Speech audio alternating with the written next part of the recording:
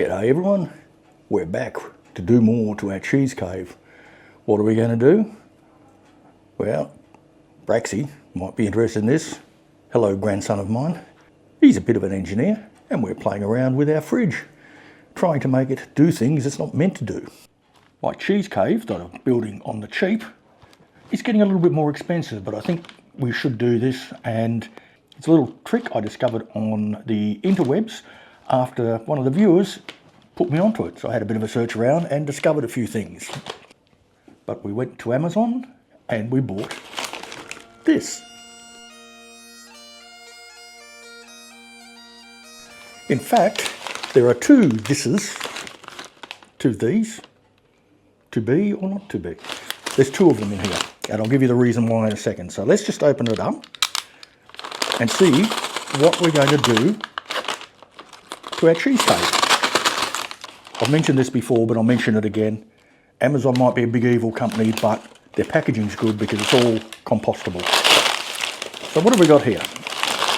Well, let's get this one out first. There we go. The problem we're having with my cheese cave, which is basically just a little tiny bar fridge, is that it's too cold. Now, we've had a nice warm day today, a pleasant, what was it, 41 degrees, camera person? Yeah. 41 degrees, which is 108 or something around there in Fahrenheit, which means the cheese wouldn't go too well outside. Inside, we've been running our solar-powered air conditioning, and that's at 25 degrees C, which I don't know what that is in Fahrenheit, but it's comfortable. And our fridge is currently sitting around 6 degrees, I think, and we'll go and have a look. But that is not suitable for cheese. Cheese has to be between 10 and 15 degrees Celsius in its aging process. So we want to set the fridge up differently. And to do so, I bought a thermostat, or two. Now, I went to Amazon because it was easy and quick delivery, and I bought two. I went and bought the cheapest one I could find, which is this one here, and almost the most expensive one I could find, which is this Inkbird. I've got some Inkbird heat mats out the back and they're good. So we'll try that as well. So let's open these up, see what they're like. Okay, this one is a Ketotek. So I think it's just a generic Chinese type brand. And it's got in-depth instructions, a troubleshooting manual, and that's it. And it's in the good English. Output burn or not smell good. Please use resistance load, less than 1800 watts. Anyway, we won't read all of that, but good English, as usual we get with this Chinese stuff. Yep, oh no, there is a manual in there. It might be in English, it might not be in English. We shall read that later. And here we have it. It's got our Australian plug, which is good. Works that way up. Take our screen protector off. And there we have it. I've plugged it in and I've set it to its default, which is start temperature is 20 degrees, which I've cooled it down to that. And its off temperature is 25. So I'll just hold the temperature sensor. And we'll see that go up to 25 fairly soon. And it turns off. All right, so it works. Let's cool it down again. Just on a bottle of cold water. Without reading the instructions, I've set it up. And it should turn on at 23 and off at 25. So at the moment it's on, because I've cooled the temperature probe down a bit. I shall warm it up. And it's turned off. And now I'll cool it down.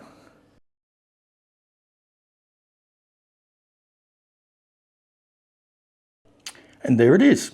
So we know it works. How accurate this is, we're not sure. Right, so we'll set it to the correct temperature, which is going to be, oops, I don't want mode.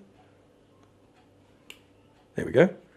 I want to set the on temperature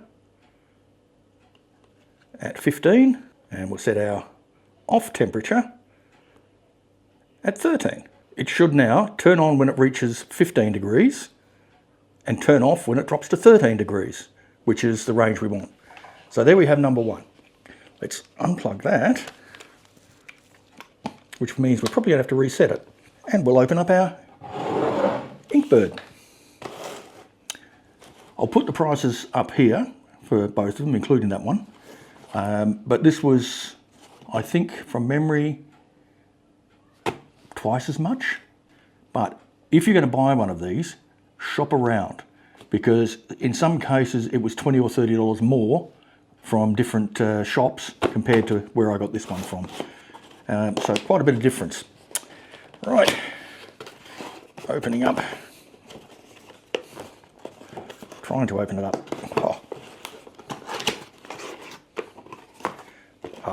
Obviously better quality. It's got colours on it. Controls and displays, user manual. Let's have a look.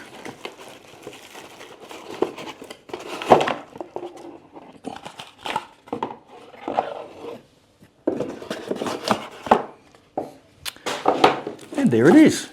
It has a much better cable for the temperature sensor. If we zoom in and have a look, we've got a very cheap and nasty 2-wire cable there, with the sensor just sort of epoxied on the end. And in this one we've got what looks like a fairly well protected cable, double crimping on the probe itself. Oop. And a proper little flexible end. So much higher quality, obviously. Weighs a lot more. Yep. And has 2 outlets. Don't need 2 outlets, but it's got 2 outlets. So let's turn it on and see what it's like. Okay, we're going to have to look at the instructions on that one. It's not as clear and easy to use as a cheapie. This is much more complex. It's got flow charts and everything. It's a good thing I'm an engineer, eh? I'll still probably struggle to work it out. Because this one is so much more difficult to set up, I'm going to run it here. Now, I should have seen this. This is so obvious. Heating, cooling. So I plug the fridge into there. And the way we set it up is we press set for 3 seconds.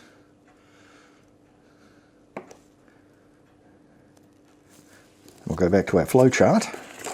So we set our temperature. And we want that at 15 degrees. All right, set again. HD is a heat differential. Leave that at 2. And set that one to 3, which is our cooling differential. So that should turn off at 12, on at 15. We set our alarm high. Oh, we don't need to do that. So alarm high, just leave it set at that. Alarm low, minus 40.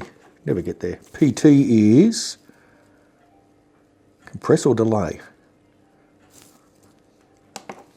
Don't know. Temperature calibration we don't want. Temperature unit we want in C. So that's it.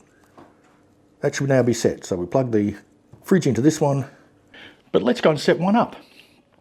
And we'll set up the easy one first. I have plugged it in on the PowerPoint. This is the fridge connection. We've got it set to between 15 and 13.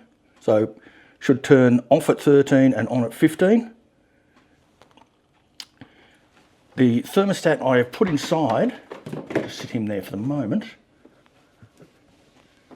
And because I don't know which one I'm going to be using, I've just sort of taped it up here and sort of sitting there, creating a little bit of a gap.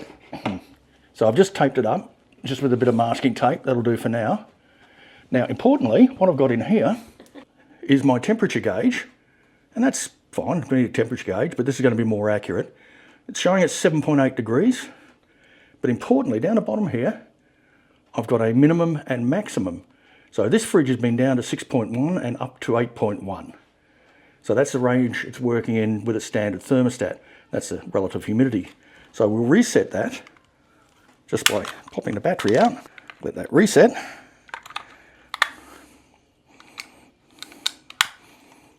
And we now have 8.2 as our minimum, maximum, 8.3 as a maximum. Let's drop that in here. And we're going to leave the door open to let it warm up. Okay, temporarily, I'm just going to pop this up on top of the fridge here. And I'll get a bit of tape to stop that from pulling down.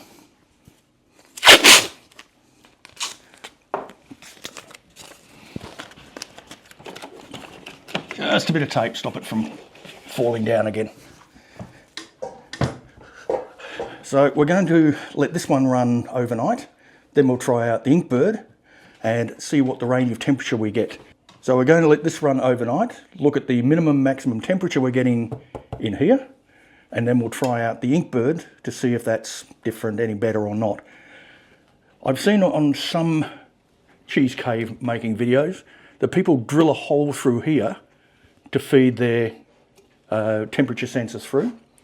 I'm not going to do that because I don't want to destroy the fridge, and you don't really know what's in the walls here. So I think it's fine, just leaving it up like that.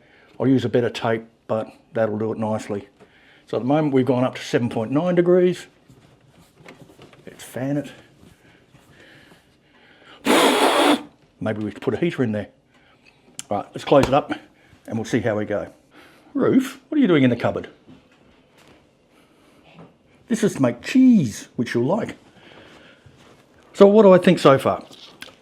The cheap one, if it works, I will recommend it very, very strongly because it is incredibly simple to set up. The Inkbird is not easy to set up. It doesn't really give me the kind of confirmation I need, and I haven't worked out how to change the light from heating to cooling. So for twice the price almost, well I think it is actually twice the price, I actually don't think that's worth it in the short term. But as I said, it's obviously much, much better quality. It may last longer, but we'll see as we run with that one. I might even use the one of these on my humidifier out on the mushroom farm. Anyway, there we are. We'll give you the results tomorrow. Be back soon. And there he is there. Currently 11.4 degrees C. Minimum was 11 and the maximum was 14. 62% humidity. I reckon that's pretty good. So let's get our Inkbird one in and just see if it does the same. Well, we have the Inkbird on there and I'm not real pleased with it because it's really, really confusing. I thought I had it set up correctly, but I didn't because the temperature in there is higher than I wanted and it wasn't turning on and only just turned on then. So if I grab it out, there we go. You can see I've got it set to 15, but it's gone to 17, which I think is that heating differential, and turned to cooling, which is fine. We'll see what temperature it gets down to, but it's really, really complex. For something that should be incredibly simple, it shouldn't be this hard. So I'll just leave that to cool down. We'll have a look at the temperature range that we had. And as we can see, it's saying it's 15.9 degrees, which is higher than I wanted, and the low is only 14. So something's not set up correctly on it.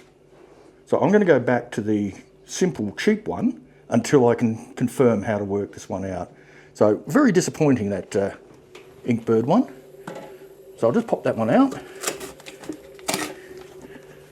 And we'll go back to our, I have to pull it through that way. And we'll go back to our other one. So, second summary. Very disappointed with the Inkbird and how complex it is to set up. I think I've got a reasonable idea on technology, having used it all my life. But everything I read in the instructions, everything I did according to those instructions, and it still didn't do what I thought it was going to do. So I'm going to go back to the cheapie, which is up there, and run that one because it just worked.